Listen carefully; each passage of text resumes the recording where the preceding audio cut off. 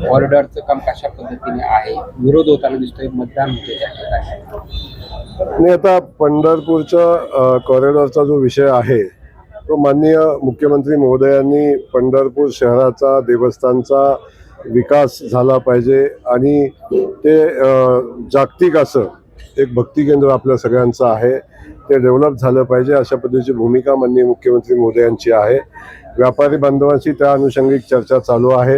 मला वाटते 80 ते 85% व्यापारी बांधवांनी संमती दाखवलेली आहे. आणखीन काय स्थानिक नागरिक असतील त्यांच्याशी चर्चा केली जाईल. पण मी तुम्हाला क्लिअर सांगतो की या सगळ्या लोकांना विश्वासात घेतल्याशिवाय त्या सगळ्या लोकांचं समाधान झाल्याशिवाय आम्ही कॉरिडॉरचं काम चालू होणार नाही. पण मला खात्री आहे की सगळी लोक या कॉरिडॉरचं काम चालू करायला मान्यता देतील आणि या विकास कामामध्ये सहभागी होतील.